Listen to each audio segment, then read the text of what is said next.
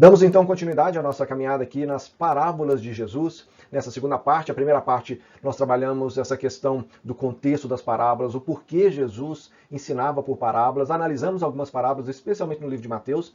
E hoje vamos falar um pouquinho sobre algumas armadilhas, algumas dificuldades que muitas vezes a gente pode encontrar no estudo das parábolas, na interpretação delas.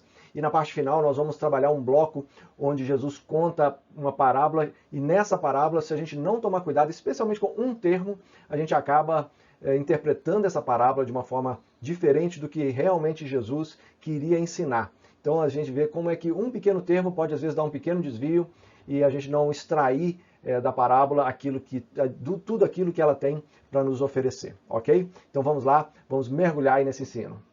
Bom, vamos entender um pouquinho como é que as parábolas funcionam. Porque se a gente achar que a parábola é só uma história que traz a ilustração de alguma coisa, isso aí, muitas ilustrações, muitas histórias são usadas, né, quando a gente quer chegar a um ponto, mas nem sempre a gente pode classificar essas histórias como parábolas.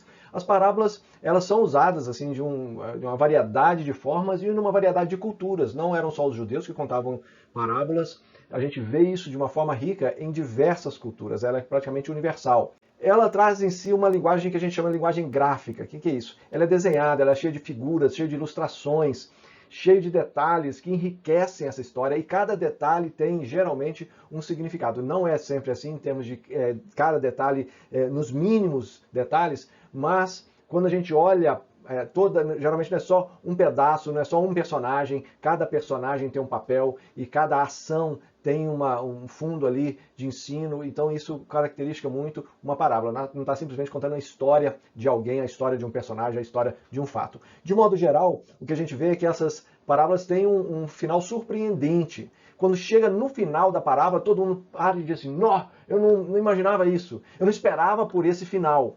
Isso aí é típico de parábolas, especialmente as parábolas que Jesus contava.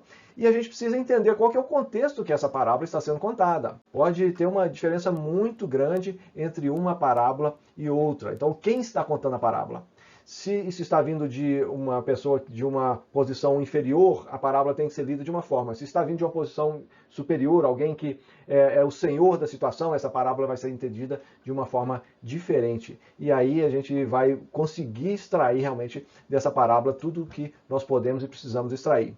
Os rabinos, eles costumavam também contar parábolas. Não é nada novo no ensino lá para os judeus. Só que quando a gente olha na literatura rabínica, especialmente da época de Jesus, a gente vê que sim, elas tinham suas ilustrações, mas careciam um pouco da questão do elemento surpresa que Jesus usou tanto. Não é à toa que os discípulos, quando Jesus começa a contar as parábolas, eles falam assim, mas Jesus, por que você conta parábolas? Jesus, explica pra gente as parábolas. Todo mundo ficava atônito com as parábolas de Jesus, porque elas não eram fáceis de entender num primeiro momento. Elas precisavam de um tempo de reflexão e às vezes do próprio Jesus para ajudar isso. Já as parábolas rabínicas, não. Elas eram histórias que vão dar um suporte para a tradição moral dos rabinos.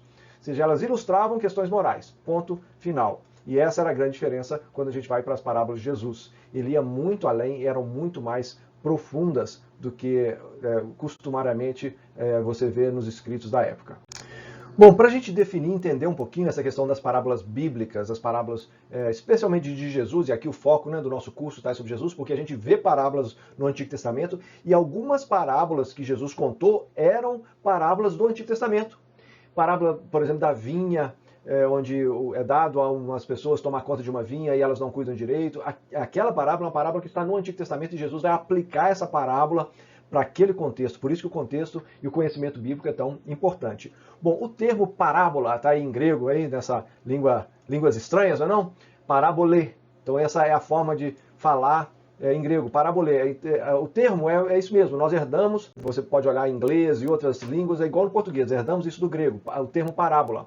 Só que o termo parábola, quando a gente vai olhar no Novo Testamento e buscando também no Antigo Testamento, a gente vai perceber que não eram só histórias. A gente vai ver Jesus contando pequenos provérbios e são chamados de parábolas, está lá em Lucas 4:23, depois você pode olhar com calma o texto lá. Em Mateus 13, a gente vê ele fazendo várias comparações, nós vimos isso na aula passada.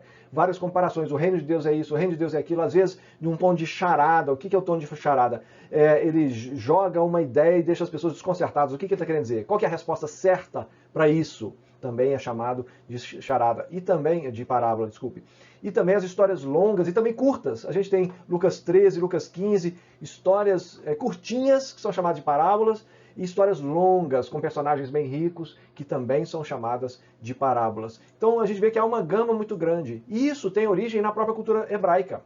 A cultura hebraica, o termo usado na tradução aí do hebraico para o grego, para parábola, é um termo que é usado na língua hebraica para esse conjunto todo. Então, se para nós parábola é mais uma história ilustrativa, para o judeu é muito mais do que isso, é mais rico, e por causa disso a gente vê Jesus contando parábolas e às vezes atribuindo parábolas a uma frase. Uma comparação curta, uma frase, como diz o nosso pastor Jeremias, uma martelada, pronto. Jesus já chamava aquilo de parábola e os evangelistas denominaram assim também.